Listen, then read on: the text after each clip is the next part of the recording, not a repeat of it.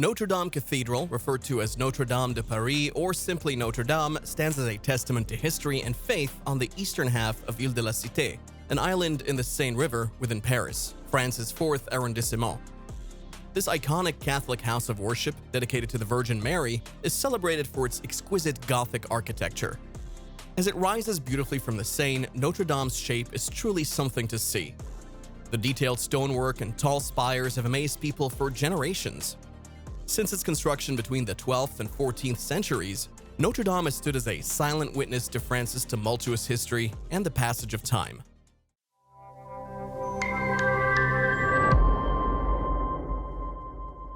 Its breathtaking stance continues to inspire awe and wonder in visitors from around the globe.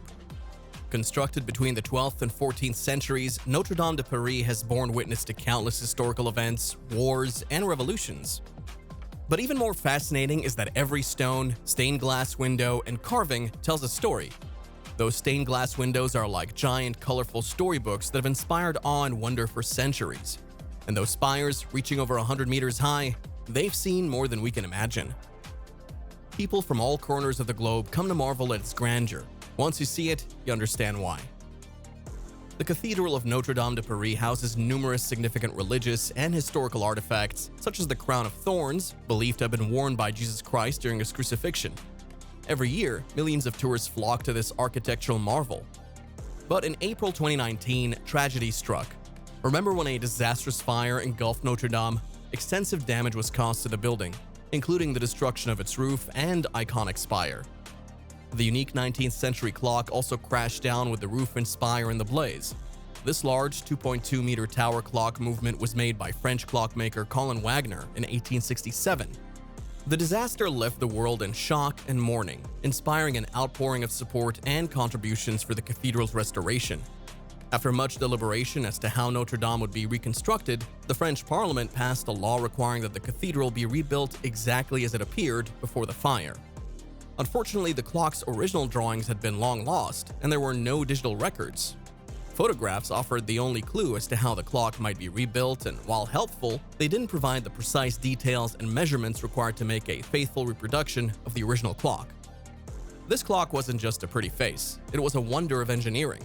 Installed in 1867 during a restoration led by the legendary architect Viollet-le-Duc, it was crafted by the Colin Wagner workshops.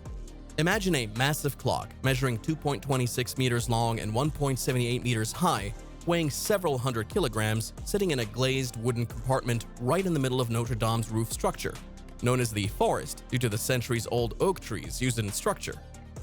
It transmitted the time to 4 dials, which were housed in dogs sitting at the 4 corners of the transept roof. In addition to showing the time, the clock rang thanks to 3 bells housed in the spire and 3 others housed in the vault. Entirely mechanical, it had not been electrified for safety reasons. It had been wound and kept for 150 years by watchmakers who visited every week. In the state it was in, it could have continued to tell the time for centuries. Each worn part could be machined again by any workshop restoring antique watches. During the fire at Notre Dame, the cathedral's historic clock faced a heart-wrenching fate.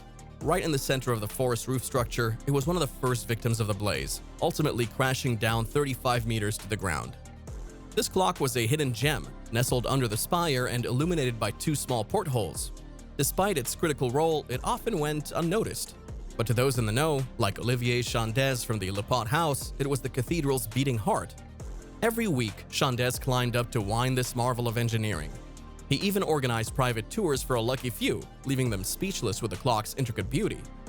Chandès passionately believes that the world didn't fully appreciate the treasure Notre Dame had in this clock. From the first day after the fire at Notre Dame, the world of watchmakers grew concerned about the fate of such an important masterpiece. Jean-Baptiste Viaud, watchmaker, Bruno Cabanilles, watchmaking book author, Olivier Chandès, the watchmaker in charge of maintaining the cathedral clock, and Christine Chalinier, watchmaker restorer, created a collective with the aim of informing as many people as possible of the disappearance of this clock and the importance of taking its existence into account in the reconstruction project of the building. This group was quickly joined by dozens of members, watchmaking specialists, and ordinary citizens to form the Notre Dame Clock Collective. In November 2019, this collective was structured in the form of an association under 1901 French law and named the Association Horloge Notre Dame. They've since been working with a team of watchmaking students from the Diderot Watchmaking School in Paris, guided by watchmaking teacher Michael Boulanger. But because the task was immense, Michael Boulanger envisioned an educational project in planning to bring together the metal crafts needed to restore the clock. The Association Horloge Notre Dame therefore signed an agreement with the Diderot High School, making it a godsend for aspiring watchmakers. With no original drawings and no digital records to fall back on, they relied solely on photographs of the historic clock. It was like piecing together a giant, intricate puzzle, but the challenge only fueled their passion and determination. Amazingly, while compiling an inventory at Sainte-Trinite Church in northern Paris, just 4 kilometers away from Notre Dame, French watchmaker and restoration specialist Jean-Baptiste Viot found a nearly identical version of the Notre Dame clock movement hidden away in a disused room, covered by boards and old furniture. This mechanical Sainte-Trinite clock had been forgotten since being replaced by an electric model more than 50 years ago. Viot called the find incredible and like finding a second copy of a burned book. Olivier Chandes described the discovery as almost a miracle. With the discovery of this model clock, they have all the dimensions. But here's the catch. Despite the similarities, there are enough differences that they can't just swap in Sainte-Trinite's clock. Plus, there's still no official word on whether the final rebuilt Notre Dame will include the clock restoration. But Viot is adamant. It would be unthinkable not to. Despite these challenges, the Restoration Association got to work. They meticulously measured, documented, and digitized every component and mechanism of the Sainte-Trinite clock. Their goal? To create a detailed computer model that will help build a new replica for Notre Dame. Meanwhile, fragments of the original Notre Dame clock, like dials of Notre Dame weights, were carefully inventoried in the fire's remains. Though damaged and unusable, these pieces could serve as crucial references for an identical remake. Viot highlights that for many people, a building clock is all about the dials. Sure, they could remake the dials and stick motors behind them, but that's not what their vision is about. Viot and the association are all about preserving and restoring the watchmaking heritage in its full glory. They strongly prefer an identical reconstruction, honoring the original craftsmanship and spirit of the clock. Michael Boulanger sees this restoration not just as a return to the past, but as an opportunity to create something even better while respecting tradition. It burned, so we can do it better, says Jean-Baptiste Viot with a spark of optimism. After all, one of the Notre Dame Clock Association's key missions was to convince the decision-makers to stay true to the clock's historical essence. While a sleek 21st century design isn't their cup of tea, they are using modern tools to help the apprentice watchmakers at Diderot School push the project forward. But the know-how to build such monumental clocks has largely been lost in France. Hearing about the fire at Notre Dame, Russian specialists from the Racketa watch company immediately joined the association to offer their expertise to this noble cause. The Racketa watch factory, a giant in watchmaking since the Soviet era, had previously developed and manufactured the world's largest movement integrated in a giant clock in the atrium of the Central Children's Store in Lubyanka, Moscow. The 4.5-ton piece is 6 by 7 meters in size and consists of over 5,000 gold-plated parts made of steel, aluminum, and titanium. The Racketa watchmakers are proud to assist France in restoring a piece of world heritage. Their French counterparts are equally grateful for this international collaboration.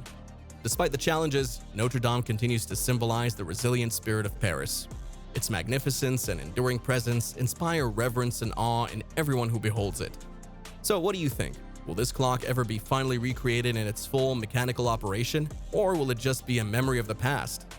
Thank you for watching. Please leave your thoughts and comments down below. Click and subscribe to our channel for more videos on the greatest engineering projects worldwide.